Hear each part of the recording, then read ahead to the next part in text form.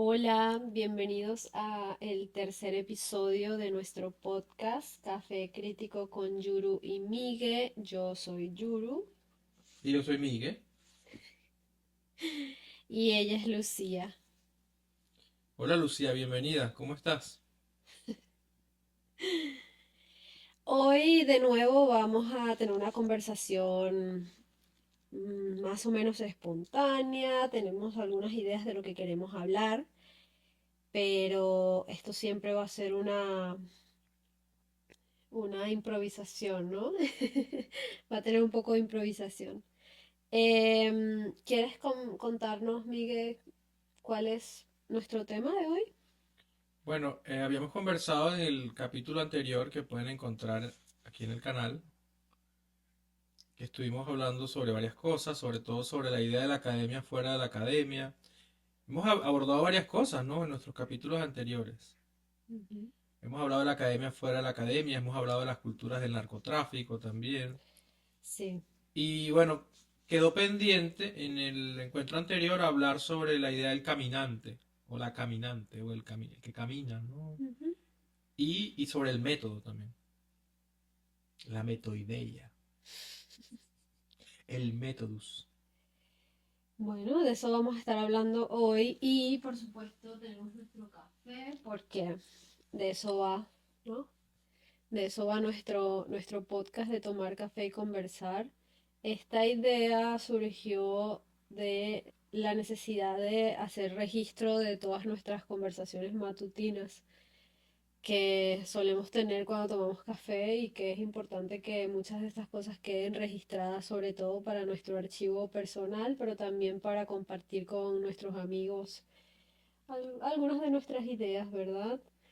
Em, el caminante es un tema muy interesante.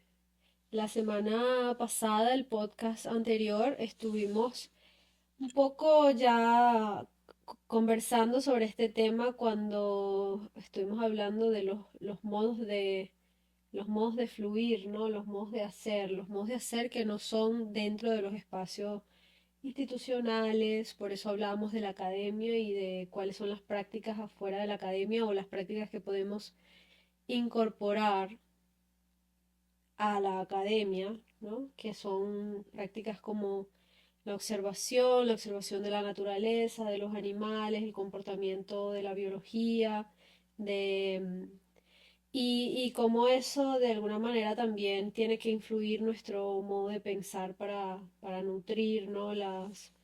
Eh, los patrones, llamémosle así, los patrones mentales, pero también hablamos un poco de estas perspectivas reticuladas y otros modos de trazar las líneas, ¿no? Que no son necesariamente la red cartesiana, sino también incorporar la espiral y incorporar el caos también de algún modo, incorporar la apertura, la, ¿cómo podríamos llamarle a esto? Como la ruptura también. La ruptura también es muy importante. Sin embargo, hoy también hablar de la ruptura también va a ser muy interesante porque también esto lo vamos a estar discutiendo en términos de cuando uno camina y cuando tiene que tomar un nuevo camino, ¿no? Cuando se le cierran los caminos también. Em, ¿Qué piensas tú, Miguel? Bueno, lo primero que se me viene a la mente con la idea del caminante es las personas que me han provocado pensar sobre eso, ¿no? Ujú. En un primer lugar diría que antes de tener contacto con esos textos o con esas ideas, yo ya caminaba. Caminaba mucho en Barinas, yo caminaba mucho, ¿no? Ujú. Como yo vivía con mi abuela, entre la adolescencia digamos, el inicio de la juventud, entonces caminaba mucho, ¿no? Yo tenía una banda de rock en ese entonces y nosotros no teníamos tanto dinero como para gastarlo en taxi y esas cosas. Preferíamos guardarlo para comer chucherías, qué sé yo, ¿no? Para comprar comida para los ensayos y esas cosas, ¿no? Entonces, Unas piñitas. unas piñitas, sí, una colita, una vaina, ¿no? Entonces la cosa era que Bueno, cuando nos despedíamos porque la cosa era que había ensayos, pero después de los ensayos lo que venía era echar cuento, ¿no? Y podíamos durar 4 horas echando cuento y se nos hacían las 3 de la mañana fácil y cada quien tiene que irse caminando a la casa, ¿no? Por su cuenta. Entonces, bueno, a veces creábamos una dinámica en donde acompañábamos a los que se podían, ¿no? Habíamos algunos que éramos más arriesgados que de repente nos íbamos al lado opuesto de la ciudad y caminábamos hasta acompañar a alguien y después nos regresábamos al otro lado, ¿no? Pero había quienes estaban en un punto medio y cada quien tenía que resolver como podía. Pero lo cierto era que, que yo me di cuenta eventualmente que caminaba no solamente como una necesidad, sino porque nos gustaba hacerlo, ¿no? Mm, Ya luego voy entendiendo cosas, ¿no? Por ejemplo, cuando me encuentro con la obra de Simmel y el extranjero, ¿no? Esa obra sobre el extranjero, cómo él con esa mirada etnográfica, él logra dar cuenta de cierta dinámica social, ¿no? Cómo la cultura se constituye, por ejemplo, en las ciudades, a partir de las dinámicas sociales internas de la ciudad y que tiene que ver con el movimiento del cuerpo en las ciudades, ¿no? Después tengo contacto con la obra de Benjamin, ¿no? La idea del flaner y los franceses, ¿no? Baudelaire, Rimbaud, ¿no? mm, También la idea del emboscado, ¿no? Que es otro tipo de caminante. Ya más adelante podemos hablar de eso tal vez, ¿no? Pero cuando Ernst Junger en el emboscado él plantea que, bueno, por ejemplo, una situación como una situación electoral, dice él, ¿no? ¿Qué pasaría, dice él en el emboscado, Ernst Junger, si el día de las votaciones nadie va a votar, por ejemplo? Entonces está la opción de emboscarse, ¿no? Que es irse al bosque. Que el emboscado también es la figura un poco de la persona que no va a la guerra, ¿no? Como este soldado, hay un nombre para eso que no recuerdo ahorita, que abandona el ejército y se va al bosque, ¿no? mm, Sí. Pero también pienso un poco en Ítalo Calvino, ¿no? En las propuestas del próximo milenio, cuando él habla de que para alcanzar el extravío hay que para alcanzar la exactitud, dice él, ¿no? Hay que someterse al extravío, ¿no? Y la única forma de someterse al extravío es como, em, bueno, tomando otro camino, ¿no? mm, ¿Sí? Es decir, si tú vas buscando la exactitud, no puede ser a través de, digamos, un método, que también es parte de esto. Hablamos de método también porque el método también es un tipo de camino que se toma para un objetivo en específico, ¿no? mm, Pero en este punto me refiero más como al camino sin ningún tipo de método, ¿no? Si mm, el caminar como solo método ya, y a partir de ese ejercicio del caminar, hallar cosas, ¿no? Entonces Calvino habla de eso, que para alcanzar la exactitud hay que someterse al extravío. Entonces yo relaciono mucho con eso. Algunas otras cosas recientes, tal vez, estas lecturas que hemos hecho, ¿no? David Le Breton, ¿sí? ¿Este otro autor cómo es que se llama? No recuerdo. Michel Deserto. Michel Desertot, ¿no? Que yo recuerdo particularmente a Desertot cuando él habla sobre los límites de caminar en la ciudad, ¿no? Como la ciudad, la cuadrícula, como tú bien dices, ya es un establecimiento del Estado, ¿no? Y el Estado te dice por dónde debes circular, por ejemplo, ¿no? Que de hecho yo eventualmente cuando estudio la idea de la construcción social del paisaje me doy cuenta que realmente las ciudades están construidas para reprimirlo mejor, ¿no? O sea, la Ujú, manera como están construidas las calles, este tipo de cosas que los sociólogos hablan muy bien. Pero sobre todo rescato lo del Lebretón de el caminar como un gran acto de rebeldía, ¿no? Como un gran ujú, acto de libertad, sobre todo, ¿no? sí. Caminar a cualquier hora, porque uno empieza a darse cuenta de que caminar es un problema cuando empiezas a poner factores. Por ejemplo, no se puede caminar a las 3 de la mañana en la calle, ¿no? Claro, cuando empiezas a crear reglas en torno a cuál es la caminata correcta, ¿no? ¿Cuál es la caminata correcta? Eso me parece muy interesante porque precisamente incluye lo que tú estás diciendo, ¿no? Comienzas como a establecer unos patrones, comienzas a limitar los modos del movimiento. Y también incluso, y que esto que me parece una idea, como la idea que me pareció más interesante de Certeau es cuando él habla de cuando cartografías y cuando tienes ¿cómo llamarle? La prueba de ese movimiento, ¿no? Él dice, tienes la posibilidad de cartografiar el movimiento de los cuerpos en una ciudad, ¿no? que yo creo que él hace como una distinción entre el urbanismo y la ciudad, o la ciudad como experiencia vital. Me parece que es como una diferenciación que él hace allí, ¿no? Porque también él está tratando como de plantear esta idea formal, ¿no? De que el caminante que es como el explorador y la regla de la urbe, ¿no? La regla de la urbe donde tú tienes que moverte, como tú dices, por unos caminos específicos, a unas horas específicas, de un modo específico, ¿no? Con unos hábitos específicos, porque tampoco puedes caminar como como un loco, ¿no? Tienes que Claro, caminar como un ser civilizado. claro. Entonces, él plantea que, bueno, ¿qué pasa cuando comienzas a hacer registro de eso? Y, cuál es la noción del tiempo que se maneja cuando haces un registro de la caminata. Porque cuando registras la caminata, o sea, cuando registras, por ejemplo, cuáles son los lugares que más frecuentan las personas, a qué horas, de qué modo se mueven, ya la caminata ocurrió, ya pasó, Wow. ya es cosa del pasado, ¿no? Claro. Es decir, que el evento realmente que intenta sujetarlo a un tiempo, a un espacio determinado, pero el evento ya ocurrió. Entonces, ese asunto del tiempo me parece súper interesante y cuando lo estaba leyendo me hizo pensar mucho en Berger porque para mí John Berger, el escritor, el crítico de arte, em, novelista buenísimo, que Pintor, pintor, dibujante, wow. eh, Marxista. que, la, Benjaminiano. que él habla Primer sobre youtuber, por cierto. primer youtuber. Bueno, sí, sí, sí. ¿Cómo se llama? Ways of Seeing, ¿no? Ese programa que hizo para la BBC. Demasiado bueno, además. Ese, ese gesto de hablarle a la persona detrás de la cámara, ¿no? O sea, dice, tú que estás allí viendo. Me encanta, me encanta. Eso se consigue en YouTube todavía. Sí. La gente tiene que ver eso, sí, sí, sí. Vamos a ponerlo aquí como en la bibliografía. Dale. Ujú.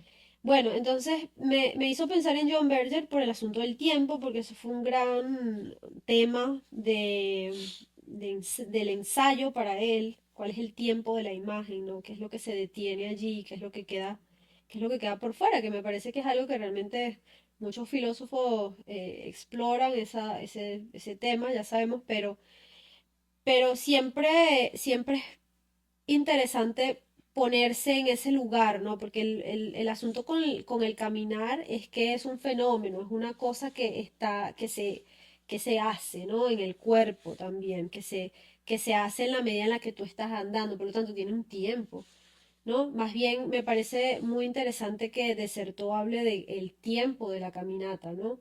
En lugar de el no tiempo de la cartografía, por ejemplo, que Wow. intenta de algún modo como detener ese movimiento. Y bueno, lo de la cartografía yo lo leo sobre todo en estos términos de, como estaba comentando, de como tú también lo dijiste, tratar de contener y de planear los hábitos, ¿no? Los movimientos de los cuerpos. Por eso es que él también cita mucho a Foucault y la idea del panóptico, ¿no? De la observación de nuestros movimientos, de cada movimiento que hacemos, de las cosas que escogemos hacer. Claro. Entonces, ¿cuál es el caminante? Ya pensando más en Benjamin, por ejemplo, el caminante que pasea, ¿no? El paseante, que es distinto, ¿no? Que mira las vitrinas, ¿no? Porque tú también la semana pasada, digo la semana pasada porque en efecto fue la semana pasada, estamos planeando, por cierto, hacer este podcast una vez a la semana. Eh, Compromisos. Comprometerse. compromisos. Lo que tú planteaste la semana pasada sobre el camino, ¿puedes recordarnos un poco qué es lo que significa? Bueno, se dice que la palabra caminus, que está relacionada de hecho con la palabra método, no Ujú. recuerdo ahorita exactamente con precisión, digamos, lingüística, etimológica, etcétera, pero lo cierto es que la palabra caminus hace referencia al camino, ¿no? Pero en la antigüedad el camino no es lo que entendemos actualmente como camino, que es la vía, o sea, por camino entendemos eso, ¿no? El road, como una descripción gráfica o física de por dónde debemos transitar, ¿no? O sí, la carretera o el camino en sí mismo, ¿no? Pero por caminos, lo que se entendía en la antigüedad es a un momento, es una idea temporal también. Es Ujú, decir, es el momento en donde hemos terminado el camino y nos sentamos al fuego a comer y a conversar. ujú. Es una idea espacial también, ¿no Es te una idea parece? espacial, es una idea comunitaria sobre todo, una idea del común, ¿no? Es una idea de un espacio del ágape, del compartir en fraternidad, en sororidad, ¿no? Sí. Un momento colectivo, ¿no? Y recuerdo que también estaba allí la idea del fuego, ¿no?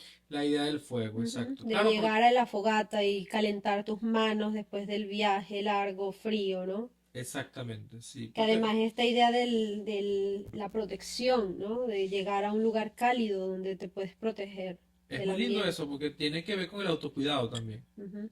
Porque es que tampoco, es como el asunto de la sabiduría del caminante, ¿no? Es decir, el caminante sabe que tiene que detenerse para descansar, Ajá, ¿no? claro. Y Recuperar recobrar energía. energía, Eso. exacto, tú lo has dicho, ¿no? Sí, sí, sí.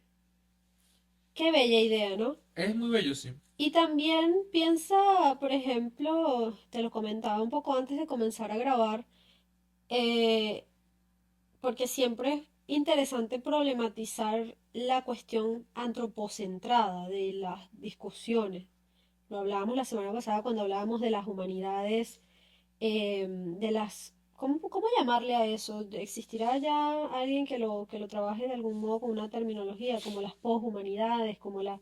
la semana pasada hablamos mucho de la teratología, del animal, de la bestia, del Sí. monstruo incluso, pero también te lo comento en este momento porque a mí me interesa, por ejemplo, cuando pensamos en camino, también pensar si los humanos son los únicos que hacen caminos, ¿no? Bueno, yo parto de lo que decía la vez pasada, de que es que los seres humanos somos miméticos. Es decir, los caminos no los aprendimos a hacer por nosotros mismos, sino los aprendimos de los animales. Ujú, Los animales suelen dejar camino, dejar rastro. ujú, Camino está relacionado con el rastro también, ¿no? Con esa marca que uno puede dejar por sí. Porque al final el camino nace de una marca, ¿no? ujú, De una marca por un lugar que es transitado. Por ejemplo, cuando yo estudiaba el pregrado, yo recuerdo que yo vivía muy cerca de la universidad, bueno, tú sabes, pero le cuento a la gente. Yo vivía en la parte de atrás de la universidad, como en el lateral de atrás. Entonces, era más difícil para mí tomar el transporte público y llegar por la delantera de la universidad. O sea, llegar civilizadamente a la universidad era costoso para mí y me quitaba mucho y tiempo. largo, Y era sí. muy largo, o sea, tenía que esperar en la parada. Era absurdo, o sea, la verdad que me pongo a pensar todo lo que tenía que esperar y digo, pero qué absurdo, ¿no? Sí. Entonces perdón, tomé la decisión de simplemente irme caminando a la universidad y lo que hacía era caminaba en línea recta. Y lo que sea que me consiguiera en el camino, pues lo sorteaba, ¿no? Entonces, ¿qué me conseguía en el camino? Un río. Entonces lo que hacía era buscar donde hubiese un puente y si no había un puente, pues buscaba donde hubiese... La gente ya había puesto cosas para cruzarlo, ¿no? Ujú. Y bueno, atravesaba un campo, un monte, para poder llegar a la universidad por ese camino. Y eventualmente con la crisis, etcétera, la gente empezó a tomar más esos caminos y se convirtieron en los caminos, pero por ser los caminos pisados, ¿no? Porque el monte había sido pisado, como te digo, por el rastro, por la caminata, ¿no? Ujú. Entonces, eso a mí me hizo pensar muchas veces, porque obviamente yo estaba estudiando sociología. Entonces, era pensando todo el tiempo en cosas como, oye, pero los caminos debieran ser los caminos naturales, no los caminos que imponemos institucionalmente, ¿no? Porque la entrada institucional de la universidad está, obviamente, en el lugar más público, entre comillas, donde está la carretera principal. Pero la verdad es que la mayoría de la gente entraba, era por los caminos alternos, ¿no? Ujú. Lo siento, estoy cantando en mi cabeza. Los caminos de la vida no son como yo pensaba. Ajá. Oye, qué bueno. Es muy bueno, claro, porque dice, no son como imaginaba y no son como yo creía, dice, ¿no? Bueno, claro, obviamente, porque se lo han impuesto, ¿no? O sea, porque no son como lo que yo pensaba, no son lo que yo creía, bueno, ideologías, ¿no? La realidad material enseñó que todo eso era pura ideología, ¿no? Ay, qué Pura bueno. ideología. No, que el vallenato es una cosa impresionante. Está buenísimo. Yo recuerdo también que cuando hacías esa caminata, y para volver sobre los asuntos de cuáles son los caminos que se pierden también, em, por ejemplo, esa era una caminata que las mujeres no podíamos hacer solas, Ujú. porque era una caminata más, llamémosle como privada, ¿no? Como Peligrosa, sí. peligrosa, como tú dijiste, ¿no? No era la parte pública, entonces uno suele cuidarse mucho y para cuidarse lo mejor es que te vea mucha gente, ¿no? No estar por lugares en donde no, si necesitas ayuda, La mujer nadie sola, te... pues, la institución de la mujer sola, ¿no? Claro, ¿no? Y yo recuerdo que yo también quería hacer lo mismo cuando tú estabas en clase, pero yo no podía hacer eso porque para mí era peligroso. También yo recuerdo que tú no solías tomar ese camino solo, pero podías tomarlo solo si era necesario, ¿no? En algún momento creo que tus hermanas también comenzaron a tomar ese camino juntas o Sí, es como te digo, eventualmente claro, se todo, volvió un poco más público, ¿no? Se volvió un espacio como más que podías ver a gente pasar por ahí, a eso me refiero con lo público, ¿no? Que podías ver a la gente por ahí y te sentías la más seguro. costumbre, ¿no? Claro, claro, claro. Pero lo digo sobre todo porque, claro, es la oposición, ¿no? Ciudad, urbe y, y cómo sería el opuesto, como, bueno, campo, ¿no? Sí, sí, Ciudad, sí. campo, ¿no? Y el campo ahí adentro de la ciudad como una especie de burbuja, pero una burbuja Claro, que... pero un poco de ilusión también me parece, ¿no? La ilusión de lo urbano. Ujú, Porque lo urbano es una construcción social también, ¿no? ujú, Es decir, tú sales unos par de kilómetros de cualquier ciudad y te consigues el monte, la naturaleza. O sea, estás en Nueva York, por ejemplo. Tú en Nueva York agarras un trencito a Princeton, que eso es un rapidito, y tú en 15 minutos saliendo de Nueva York te vas a encontrar el campo. mm, Inmediatamente. Estás en Barinas, agarras una bicicleta, avanzas 30 minutos más hacia el norte, el sur o cualquier dirección y eventualmente te vas o en Caracas, ¿no? ujú, Medio sales de Caracas, te vas a conseguir la naturaleza, ¿no? sí. Entonces es como también la ilusión también de las construcciones sociales, ¿no? De la ciudad, Ujú. la urbe como un espacio de control también. A mí lo que más me inquieta de todo esto es cómo un acto tan aparentemente simple como caminar puede ser un acto de rebeldía, ¿no? Eso es lo que a mí me interesa. Sí, y yo, Caminar como un loco, como tú dices, ¿no? ¿Qué tal sí. si caminamos como locos? Es decir, ¿qué tal si empezamos en vez de caminar a las horas que siempre caminamos, ¿no? Simplemente caminamos a las horas que no solemos caminar, ¿no? ¿Qué pasaría si todo el mundo tomara esa decisión? Hacer el ejercicio de Ernst Junger. No de no ir a votar, sino el ejercicio de caminar De diferente. rebelarse, ¿Mm? pues, también. Como por ejemplo, bueno, el mismo Italo Calvino está tan interesado en esto, que tiene este libro de las ciudades invisibles, pero él también tiene el libro El varón rampante, Ujú. que es que llega un día, un chico decide no caminar, sino desplazarse a través de los árboles. Interesante. Bueno, yo quería, a propósito de eso, me hizo pensar en dos cosas. La primera era, no sé si, yo no recuerdo cuáles de las películas de Jodorowsky es que pasa esto, pero en esta película de que es como su biopic, ¿no? Como su Poesía sin autobiografía fin. que él hace como, creo que es la primera, ¿no? Cuando él es Poesía sin joven, que fin. él hace la caminata con el Con poeta, Enrique Lin. Ujú. que caminan por la ciudad, pero deciden caminar en línea recta. Además, esto es muy interesante porque uno pensaría que la línea recta es el patrón institucional, pero no necesariamente. No necesariamente, o sea, es más, no está tan relacionado con la forma de la línea, sino con el respeto por la línea establecida, ¿no? Vamos a llamarle así.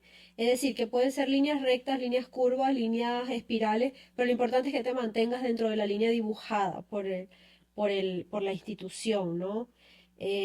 Llámese Estado o lo que sea, ¿no? Pero la cuestión está en que en la película ellos deciden caminar en línea recta, cosa que también en la ciudad no necesariamente siempre vas a poder hacer, porque en algún momento se te va a trancar el camino y vas a tener que cruzar, vas a tener que hacer otro movimiento, ¿no? Para evitar, por ejemplo, una propiedad privada, cosa que siempre hablamos nosotros cuando hablamos de los modos en los que la propiedad privada toma el espacio público, Ujú. ¿no? Que es muy, Invade. lo invade por completo Ujú. y te obliga, ¿no? A moverte porque además tienen digamos, se dan a sí mismos el derecho de tomar ese espacio y obligarte a ti, peatón, a caminar por otro. Y además también como a mí me llama mucho la atención eso que tú dices porque fue un tiempo una obsesión que yo tuve una columna en el diario La Noticia de Barinas que se llamaba Ciudad de Palabras.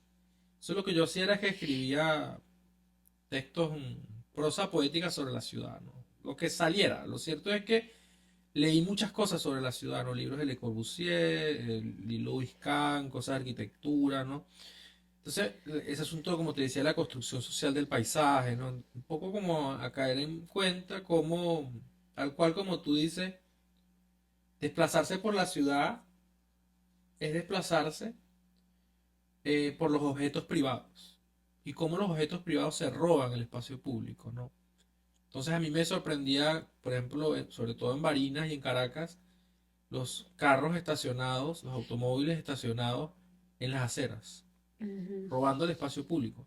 Pero más allá de eso, que si en efecto fuesen las carreteras solamente para desplazarse los automóviles, también está la idea de que ese objeto es un objeto privado, mm, un objeto que crea una corporación que se la vende a fulano de tal en un contrato, a fulano de tal que lo compra, y se convierte en un objeto privado, personal, de uso individual, pero aún así invade un espacio que es colectivo, ¿no? ujú. Si tú te das cuenta en algún punto cómo todo está inundado por objetos privados que van privándonos del desplazamiento por la ciudad, ¿no? Porque cada carro es un nuevo, por ejemplo, es un nuevo objeto que viene a perturbar el espacio, ¿no? Cada Ujú. objeto, cada cosa privada es un objeto que perturba tu tránsito y tu movimiento, Sobre ¿no? todo lo pienso mucho aquí en el contexto de Estados Unidos, en donde esta sociedad que es tan carrocéntrica, como nosotros solemos decir, realmente prioriza el movimiento de los automóviles más que el de los peatones. Tú te encuentras con que vas por una acera y de repente la acera se termina, se acaba y ya. Sencillo como eso, quedas allí en medio del camino y ya no sabes por dónde caminar, entonces te toca tomar un pedacito de calle, cosa que es peligrosa, o te toca caminar también por un pedacito qué sé yo, del montecito que tienes ahí al lado, o lo que sea, pero no es la situación em, digamos, óptima para un peatón que necesita, por ejemplo, yo recuerdo que yo vi hace tiempo un video de una youtuber que hablaba de esto con detenimiento, ¿no? Este era como el tema de su video y era sobre todo, por ejemplo, las personas con algún tipo de discapacidad, como, qué sé yo, usar silla de rueda o lo que sea, tenían el problema de que no tenían por dónde circular, ¿no? O sea que es que casi que en lo público igual estás obligado a tomar alguno de estos elementos privados para poder moverte, ¿no? Y yo recuerdo también nosotros caminando al supermercado o lo que sea y era muy difícil, pero tenías que estar viendo por dónde caminar y cuidándote de que los carros te vieran porque realmente no tenías una acera por donde caminar. Entonces tenías que pasar entre los carros y ver Mm, cuidándote, ¿no? De que ujú. de que te vieran y no te golpearan. Entonces, eh, claro, eso lo pienso en este contexto, pero también, por supuesto, en otros contextos en donde quizás las reglas son distintas y sin embargo no son las ideales tampoco para el caminante, ¿no? Para el peatón, porque, por ejemplo, bueno, este asunto de que toca respetar como los espacios por donde vas a cruzar, pero realmente los espacios por donde vas a cruzar, el que lleva el carro no los respeta tampoco, Claro, entonces es no que tienes todas las realmente sociedades, lugar. un poco agregando eso ahí lo que tú decías de lo de Estados Unidos como sociedad carrocéntrica, Ujú, es que todas las sociedades modernas son carrocéntricas. De repente aquí más, por razones obvias, ¿no? Pero también en Venezuela te vas a conseguir con lo mismo, ¿no? En ujú, cualquier país de claro, América Latina, por ejemplo, en Colombia, en Bogotá, por ejemplo, ¿no? Que claro. siempre te vas a conseguir ese asunto En Bogotá hasta las bicicletas a veces son agresivo. violentas con los peatones, o sea, no, realmente no, digamos, incluso en el proceso, en el acto del respeto del espacio, de los movimientos, digamos, establecidos, ordenados, no tienes una circulación fluida, no puedes realmente fluir de manera tranquila, ¿no? Siempre te vas a encontrar algún tipo de De obstáculo. obstáculo, claro. Pero Ujú, hablando de obstáculos, como me gustaría que habláramos de eso. Hasta ahora hemos hablado de los obstáculos que son silenciosos, pero que no dejan de ser punitivos, ¿no? Es decir, como esos ejemplos que tú ponías de cuando uno llega a una serie y se le termina. Que me pasó millones de veces. Recuerdo una vez llegando a Barinas al aeropuerto. Entonces yo tomo la acera para irme a buscar un transporte para irme a la casa, ¿no? ujú, Y yo sigo caminando por la acera y de repente se me acaba. Se ujú, me acaba, como tú dices.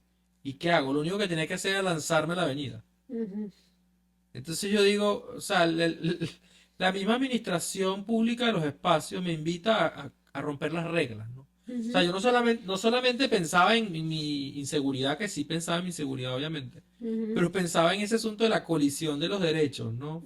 Los derechos y los deberes. En donde, bueno, a mí la Constitución me garantiza el libre movimiento por el territorio nacional, ¿no? Pero Pero ese obstáculo ahí, que además es política pública, pues se supone que ahí debería haber, mínimo es una pasarela o ujú, un rayado, ¿verdad? Algo que me permita como continuar la caminata, ¿no? ujú, Pero el mismo Estado me está diciendo, no, bueno, te regresas. O sea, porque la cosa sería, bueno, ¿qué sería la resolución? Regresarme. Y buscar otro lugar podría hacerlo, pero ¿para qué está esa vía entonces, no? claro. No puede estar esa vía para regresarme. Ujú, Entonces pensaba era en, porque hasta ahora hemos hablado de eso. Eso cosa punitiva invisible. ¿Sí? Pero ¿qué pasa, por ejemplo, cuando el camino se te detiene porque te lo detienen realmente? ¿No? Porque hay un sujeto ahí, porque hay un muro, porque hay algo que te lo detiene de verdad y te dice, usted no va a pasar. ¿No? ujú, Usted no pasa si no muestra su cédula. Usted no pasa si no muestra su pasaporte. ujú. Usted no pasa, es decir, al final tú te das cuenta que vivimos como en regímenes espaciales, ¿no? Sí. O sea, el mundo entero son como regímenes espaciales temporales Ujú, que están todo el tiempo impidiendo el paso al caminante, ¿no? Porque el caminante puede tener muchas formas, ¿no? Sí, puede ser el caminante de la ciudad, el flaner, como dice Benjamin. Me gustaría compartirle más adelante unos textos de él. Pero el migrante también, la el migranta, migrante. ¿no? Es un Ujú, caminante también. claro. Esto me hizo pensar también en cuando estuvimos haciendo nuestra investigación para nuestro seminario sobre cultura y narcotráfico, del cual salió como el primer episodio de este podcast. em, Estábamos hablando también como de cuáles son esos mapas, esos territorios que construye el, el una especie de paraestado, ¿no? De situación, de nuevo control, de nuevo régimen territorial, de cuáles son esos modos en los que nos tenemos que mover en esos espacios, como los espacios, las ciudades fronterizas, en donde el movimiento es tan, tan bien controlado, pero es otro mecanismo de control. Entonces, además, te toca como aprender diferentes ritmos, ¿no? De ese movimiento, ¿no? O sea, no solamente como tú dices, no solamente el ritmo de la ciudad y sus restricciones, sino las otras restricciones, ¿no? Incluso la propia restricción de la naturaleza en los términos más elementales, eh, como puede ser, por ejemplo, eh, bueno, estar en medio de la selva y necesitar moverte y encontrarte con una serie de obstáculos también en eso, ¿no? Que te van a hacer moverte por otros caminos, como puede ser, ya que estamos hablando del migrante también, todas estas cosas que escuchamos sobre el tránsito de las personas por el Darién, por ejemplo, ¿no? Que te vas a conseguir en medio del camino un río casi imposible de cruzar, súper peligroso, o animales venenosos, ¿no? Entonces, todo este tipo de cosas que van a determinar también el movimiento. Entonces, me gustaría como que pensáramos también en eso y cuáles son esos ritmos, ¿no? Que plantean esos diferentes espacios. Porque ya esto lo pienso más en términos, ¿no? Para hacer digamos, para hacer la revisión más de tipo, yo le llamaría como fenomenológica, porque al Ujú. final son cuerpos vivos en dinámicos, ¿no? Cuerpos vivos dinámicos que están queriendo ser detenidos por alguna fuerza, ¿no? claro.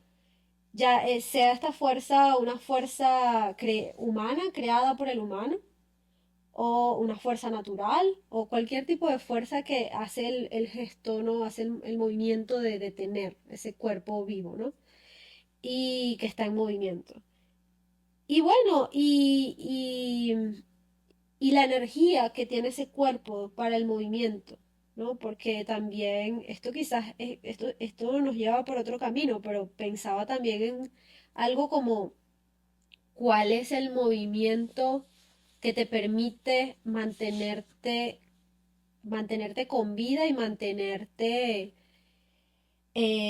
protegido de esa fuerza que intenta controlarte, incluso en muchos casos eliminarte, ¿no? Como Claro. por ejemplo pienso en las ciudades, en la gente vieja, ¿no? La gente vieja en las ciudades la pasa muy mal, En los ¿no? aeropuertos, en los terminales. Ajá, o sea, cuando se les obliga a caminar más rápido a los viejitos, cuando tienen que pasar un semáforo y entonces empieza todo el mundo a presionarlos y a lanzarles el carro y lo he visto, ¿no? Claro. Entonces, bueno, esos son también, otras, como te digo, otras fuerzas que se manifiestan y que impiden esta idea más libre, más romántica de un caminante. Sí, por ejemplo, a mí me gustaría hablar de mi experiencia cuando una de las veces que crucé a Colombia, ¿no? Ujú, O sea, desde chamo he tenido una experiencia de ir a Cúcuta, muy común, pues, de ir a comprar cosas, lo que solíamos hacer en Venezuela, sobre todo los que estamos en estados semifronterizos o fronterizos, ¿no? Barinas se comporta como un estado fronterizo, aunque simplemente por la cercanía que tiene con Apure y con el Táchira, ¿no? ujú, Están en esa frontera, que es bueno comentarla a las personas de repente que nos escuchan de otros lugares de América Latina. Em, la frontera con Cúcuta es una de las fronteras más movidas de América Latina, o sea, la frontera que hay entre Venezuela y Colombia, ¿no? ujú. Una frontera con una vida económica impresionante de siempre, ¿no? Y que por la crisis económica y la crisis migratoria en Venezuela, pues obviamente que ha tomado como, se ha convertido aún más en un punto así como neurálgico de cosas, ¿no? De donde convergen muchas cosas. Pero yo recuerdo que lo que me permitió a mí cruzar medianamente cómodo fue el dinero, ¿no? O sea, yo tenía en ese momento como $200 que con la perturbación económica del país y la perturbación económica de entonces y la del presente, no sé ahora si era mucho dinero o era poco, no lo sé. Yo tenía eso, como $220, una cosa así. Y yo recuerdo que en ese momento la frontera estaba cerrada del lado venezolano, o sea, no te dejaban salir. Entonces yo intenté entrar bien, dialogando con los guardias y tal, porque había gente que lograba entrar dialogando, ¿no? Gente que iba, por ejemplo, a llevar a los hijos a vacunar y esas cosas, ¿no? En ese momento estaba yo no sé si todavía está, pero estaba la escasez de vacunas para bebés y esas La cosas. medicina en general, ¿no? Ujú. Comprando medicina del otro lado. Sí, casualmente yo viajaba con un amigo que iba a vacunar a su bebé, Ujú, casualmente. Y él sí lo lograron dejar pasar, pero yo iba con dos maletas, ¿no? Iba con una maleta mía de ropa y otra maleta de libros para vender en Bogotá, ¿no? Y lo cierto es que, bueno, tú y yo estábamos en contacto, ¿no? ¿Dónde iba? Yo te iba escribiendo, voy por aquí, voy por allá. La cosa es que no me dejan pasar y me consigo una cosa muy interesante, que es que en Cúcuta en ese momento, no sé todavía si hay como una figura de gestores, ¿no? Que son personas que te ayudan a cruzar, que te ayudan a comprar un pasaje de autobús, o sea, es decir, hay toda una economía ahí del caminante, ¿no? Del migrante. De hecho, le llamaban en ese momento así a los que cruzaban desde Venezuela, los caminantes, decían, ¿no? Los nombres de mi novela, ¿no? Los pájaros prisioneros. Pero la cosa es que, bueno, no me tocó otra alternativa más que cruzar por la trocha, ¿no? Entonces yo me consigo estos dos chamos que eran esos gestores y ellos me dicen, yo lo ayudo y vaina. Entonces yo estaba un poco asustado, ¿no? Entre que me fueran a robar las maletas, pero también como que me fueran a cobrar muy caro. Pero no sé, a mí esos chamos me dieron una buena vibra, pues. Me dieron vibra de chamos chambeando. Me ujú. dieron esa vibra, esa vibra, perdón, chamos chambeando. Y yo, bueno, vamos a cruzar, pues. Y me fui con ellos. Esos hombres se montaron esa. Yo dije, nada, pobrecito ese chamo. Yo se montó esa vaina de libros en el hombro. Yo le decía, arrastra esa vaina. Yo no tengo pego con que arrastre eso. Pero nos fuimos así. Fuimos caminando. Y la cosa es muy loca porque estás de repente en la ciudad, pero de repente te topas con el monte, ¿no? Es para cruzar la trocha. Y cuando llegas a ese espacio de la trocha te das cuenta que es que, ¿qué es lo que es la trocha, ¿no? Para explicar a la gente. Es simplemente el monte que está antes de llegar al río. Entonces ahí tú vas a ver diferentes caminos hechos por la obra humana, obviamente, diferentes caminos, y en cada entrada de ese camino hay una persona parada, cobrando para que te deje pasar por la trocha. Llegué a ver gente armada ahí, ¿no? Gente armada cubriendo ese espacio. Yo no tuve que hablar con ellos, fueron los muchachos que me cargaban las maletas. Eh, Pagaron creo que 2.500 pesos, ¿no? Entonces fuimos y al final en ese momento, yo no me acuerdo qué fecha era ahorita, pero el río no estaba crecido. Fue fácil pasar. Sí, entonces era como que habían como unas estructuras muy precarias, pero que estaban construidas como con cajas de cervezas, cosas así, y Mm, como con madera. Y yo lo que hice fue simplemente saltar esas cosas, ¿no? Fue muy fácil realmente, ¿no? ujú, Y bueno, crucé con los muchachos y recuerdo que fuimos a la casa de cambio para yo cambiar un poco de dinero para pagarles, ¿no? Y me cobraron 10.000 pesos. Eso no es nada, o sea, 10.000 pesos son $2, ¿no? Me cobraron $2 por como pasar. tres dólares, Ah, más ¿y o qué menos. me ayudaron esos dos muchachos? Me ayudaron a cruzar por la trocha, me ayudaron a cargar esas maletas. Eso fue un pedazo enorme, Mm, todo eso. Me ayudaron hasta llegar a la casa de cambio, me ayudaron a conseguir un taxi, me ayudaron a comprar el pasaje para irme a Bogotá. Me consiguieron todo eso por diez ujú, mil pesos, mm. nada más, ¿no? Y me acuerdo que la chica de la casa de cambio me dijo, tengan cuidado con esos muchachos porque son mal portados, me dijo. Y digo, lo que son los prejuicios, ¿no? Esos muchachos me ayudaron por casi nada. Claro. Pero al final lo que quería comentar con esta anécdota em, es que lo que me permitió eso es que tenía un poco de dinero. Ujú.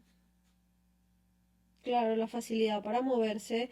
Claro, porque también esa es otra cosa que yo recuerdo que esas pasadas por la frontera, lo que cambiaba era la experiencia que ibas a tener en la frontera de acuerdo a si tenías o no tenías dinero. En ese momento tú tenías dinero, es decir, te alcanzaba para pasar tranquilamente, ¿no? Con todo y que 10.000 pesos no es nada, pero si te hubiesen cobrado un poco más lo hubieses podido pagar. Hay personas que no lo pueden pagar Claro. y tienen que dar lo que pueden dar, ¿verdad? Digamos, sea 5.000 pesos o 10.000 pesos tienen, pero para todo el tránsito, que no es nada realmente, eso no es nada.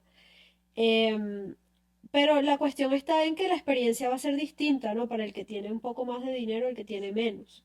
Yo recuerdo que cuando yo pasé por allí, que pasamos con un señor al cual se le pagaba como el carro y ahí podíamos ir todos en el carro, era un poco más fácil porque ese señor te llevaba desde A a B. No tenías que hacer más nada, pero las personas que no tenían para pagar ese tipo de taxi, que ese tipo de taxi existía, ¿no? Para mucho tipo, para la gente, ¿no? Eso estaba ahí disponible, pero obviamente no todo el mundo lo tomaba porque costaba un poco más de dinero. Pero el taxi, digamos, pero la opción más económica era saltar de carro en carro, ¿no? Primero un jeep que te llevaba, además tenías que ir con un montón de gente en la parte de atrás del jeep, y luego cambiarte a otro carro e ir con un montón de Claro, gente diferente también en ese nuevo carro, claro. y también enfrentarte con la situación, porque más allá del carro, que es lo de menos, ¿no? Porque si uno se monta en el carro y ya, y lo que quiere es avanzar, Mm, ¿no?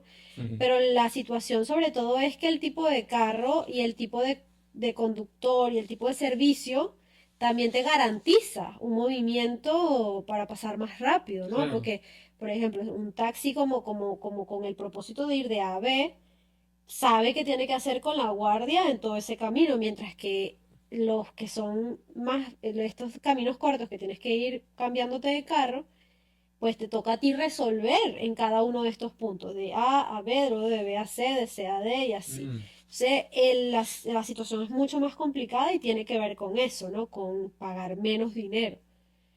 Em, ¿Te acuerdas de esos momentos de... Porque también hemos cruzado la frontera por La Guajira, ¿no? Por La mm, Guajira, o sea, por Colombia, pero por La Guajira, por el Zulia, ¿no? ajá. ¿Te acuerdas cuando, ya, cuando íbamos de Maracaibo a Maicao, es que se llama, ¿no? Esa parte de Colombia que está en La Guajira. Pero tú te acuerdas de esas veces donde nos teníamos que meter por trochas, porque eran como millones de trochas que había ahí. ¿Te acuerdas cuando había un momento como un salto de fe que había que entregar las maletas a alguien y uno se volvía a ver con las maletas En otro en punto, otro sí, punto? wow. ¡Wow! Y era como un deporte extremo, ¿no? Sí. Yo decía, ay Dios, ahí va mi computador. Y nada, era Y, entregarse, y era ¿no? entregarlo todo. Lo único que yo me quedaba conmigo era mi pasaporte porque lo puedo cargar lo cargaba en mi bolsillito y cosas, pero del resto no puedes cargar nada Y hubo contigo. veces donde el personaje, entréme el dinero, entréme todo, ¿no? Que había que darle todo, ¿te Ay, acuerdas? sí, qué miedo, chamo. Sí. Pero bueno, eso, ¿no? De eso se trata. Entonces, me parece muy chévere que estemos hablando como de todas estas diferentes experiencias del caminar. Porque sí, porque uno tiende a pensar que el caminar es el pasear nada más, pero sabemos que no, ¿no? Sabemos que esto implica como mecanismos de control, ¿no? Caminar, las formas en las que puedes caminar. Ay, yo iba a hacer un comentario sobre algo eh, que también es otro tema del que me interesa hablar cuando pienso, por ejemplo, en la trocha y es en la obra de Argelia Bravo, ¿no? Que yo ya hemos hablado de esta obra, pero para comentarla aquí un poco, Argelia Bravo, esta artista multidisciplinaria venezolana genial, ella tiene un trabajo de acompañamiento de las mujeres trans en Caracas por las trochas, ¿no? Que son como estos caminos alternativos que por los cuales ellas pueden circular, ¿no? Y tratar en lo posible de también de moverse sin ser eh, lesionadas por el sistema, ¿no? De que las pare un policía y las maltrate, de que le estén pidiendo plata o papeles o lo que sea. Esto es un trabajo que se hizo hace ya un tiempo, pero que me parece que expresa muy bien lo que hemos venido hablando de estas posibilidades de crear caminos también en función de preservar la vida, ¿no? De buscar estos caminos alternativos para preservar la vida, que al final es lo que queremos hacer, ¿no? Porque por eso es que yo te hacía el comentario pues de un cuerpo vivo, dinámico y de las fuerzas que intentan detenerlo, porque al final el movimiento es eso, ¿no? Caminar es eso, un deseo de estar vivo, ¿no? Voluntad de vivir, le llama Dussel. Una vez me pasó, estaba en Barinas, estaba en esta vuelta imposible de registrar el título y las notas y todo eso. Ay, no, pero ¿cómo se llama? Tú estás hablando de trauma. Este es un podcast sobre trauma. Bueno, sí, porque es que también de eso se trata, ¿no? La cosa era que yo estaba registrando el título y las notas. Y lo cierto es que ese día se me hizo todo tan cuesta arriba que me venció, ¿no? Me venció la voluntad, porque es que yo fui, eh, no me querían atender, cuando logré que me atendieran, porque para que logré que me atendieran a través de imponerme, ¿no? Ujú, Tuve que ponerme medio violento y a exigir y a no me, de aquí no me voy hasta que no me atiendan. Me puse histérico, ¿no? Me puse histérico para que me atendieran y con toda la intención del mundo. O sea, me puse histérico para que me atendieran y me resolvieran mi problema e irme con mis notas selladas y todo. O sea, al final no me querían poner el sello húmedo simplemente porque no estaba fulano. Una cosa así, ¿no? Porque ese es otro recorrido, ¿no? El recorrido de los papeles también. Lo cierto es que, bueno, me las entregaron y me fui a... que había que sacarle como unas copias, fondo negro, una cosa, no me acuerdo qué era. Lo cierto era que después de lograrlo todo, no pude terminar de hacerlo simplemente porque no podía pagarlo. Yo tenía cómo pagarlo, pero creo que era como a través de una transferencia y la transferencia no se podía hacer por alguna razón, porque no había luz, porque no sé, era una cosa así. Y yo me senté en la acera en el centro y dije, vencido, ¿no? Y miraba a todo el mundo y yo decía, pero ¿por qué? ¿Por qué siguen caminando? ¿Por qué siguen luchando? mm, ¿Por qué? Porque simplemente no nos vence, no nos, ¿sabes? No nos sentimos vencidos y ya y decimos, ya, ya me rindo. ujú. Y me acordé de Dussel. Claro, es porque quieren vivir, lo que tú estás diciendo. Tienen muchas ganas de vivir. Y wow, y volvió otra vez a Pero, revivir, no. pero ahora que lo comentas, me parece muy interesante que menciones eso, porque me hiciste recordar esto que yo estuve viendo ahorita con el tema de Domitila y las mujeres indígenas en en su huelga que hicieron, ¿no? Por las condiciones de trabajo de los mineros bolivianos y que en algún momento Domitila y las amas de casa, ¿no? Que se llamaba como la organización de ellas, ¿no? De las amas de casa, em, simplemente se detuvieron, ¿no? Se detuvieron, dijeron ya, no vamos a trabajar, no vamos a hacer nada, ¿no? No vamos a hacer nada hasta que no se solucione este problema.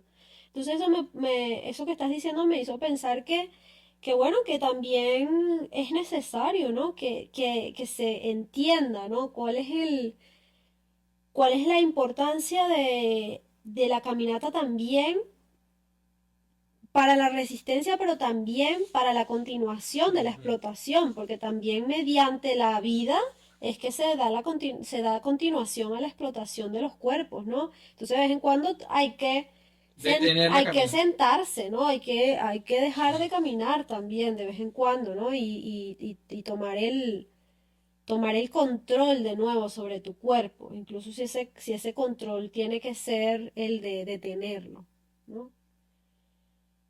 Bueno. Claro, claro, es la dialéctica, ¿no? Me gustaría compartir esto. Este es un fragmento que está en el libro de los pasajes de Walter Benjamin.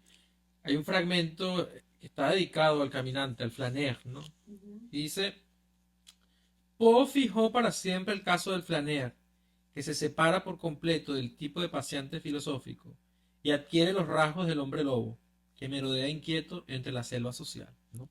Obviamente que está hablando ella de la oposición de este flaner de la Belle Époque, del París Ujú, como ciudad luz, ¿no? La cosa así de la vanguardia ujú. y la libertad, relacionado con el romanticismo y el emboscado que te decía, ¿no?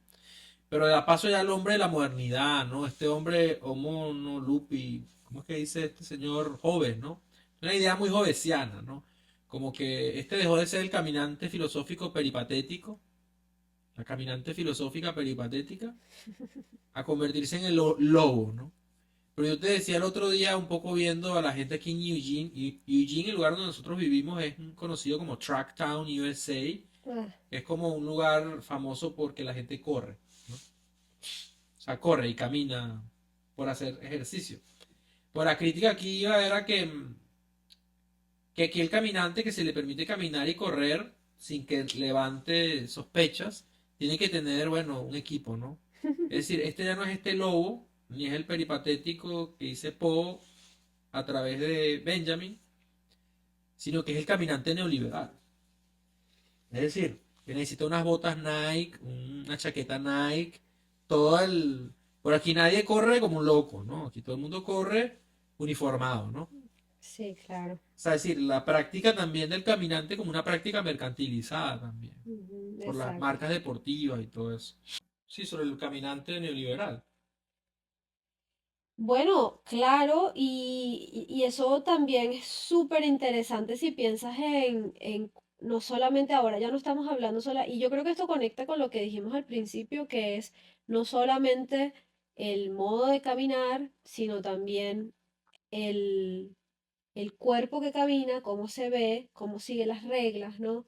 Caminar como loco, ¿verdad? Como hablábamos al principio, también es caminar sin em, sin las herramientas, sin los elementos, ¿no? Del caminante. También es cómo se ve ese caminante. Porque cuando pensamos en el flaneur, no piensa en este dandy, ¿no? Este hombre bien vestido. Y entonces yo creo que allí también, porque claro, porque cuando tú caminas, se nota, ¿no? Otros están caminando, incluso si otros no están caminando, se ve. Tú te haces ver de algún modo, ¿no? Entonces, cómo tú te ves también importa cuando estás caminando. No solamente cuál es el gesto que haces al caminar, sino cómo vas vestido y y cómo, y cómo mantienes presente el, las reglas. de esa caminata. Porque yo pienso, por ejemplo, también en cosas como, pues, cuando estás caminando y va una persona caminando en la misma acera, si te acercas mucho, esa persona se va a poner nerviosa, ¿no? Porque Cambia entonces de calle, de cambia acera. de acera o de repente tienes que hacer algún gesto para comunicarle, oye, no soy peligroso, solo quiero pasar porque vas caminando muy O lo lento. contrario, ¿no? Todas estas cosas, ¿no? Entonces, todos estos son elementos que vienen a formar parte del proceso de caminar, de andar, ¿no? Bueno, ¿tú querías leernos algo? Sí, porque hay que agregar algo rapidito a lo que decía. ¿Te acuerdas cuando estábamos empezando a salir y tú te molestaste conmigo cuando le di la hora a alguien en la calle? Porque tú llevabas reloj.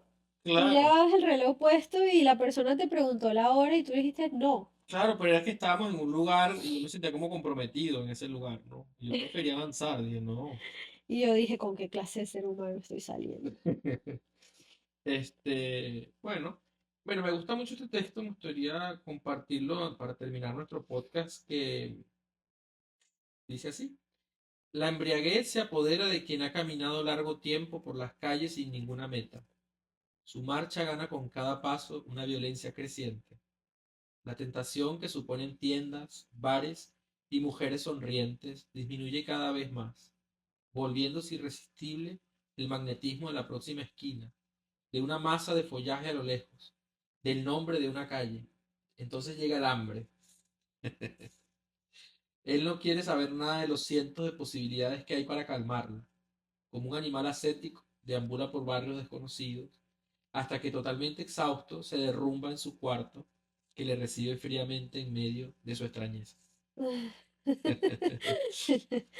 Genial, me encanta. Hemos llegado al Caminus. Ujú. Sí nos dio hambre ya, ¿verdad? Por eso se va a terminar esto. Bueno, pero queremos invitar a la gente a que dijimos que nos vamos a comprometer, ¿verdad? Sí, Semanalmente. todos los domingos. Todos los domingos va a salir el Café Crítico de Yuri y Miguel y bueno, les invitamos a que lo compartan, a que se suscriban. Si se han perdido los capítulos anteriores, al final de este video le vamos a poner el capítulo 1 y el capítulo 2. ¿Qué te parece? Ujú, me parece excelente. Muchas gracias por la conversación, Miguel. Muchas gracias, Yuri. Siempre disfruto un montón conversar contigo. Yo también.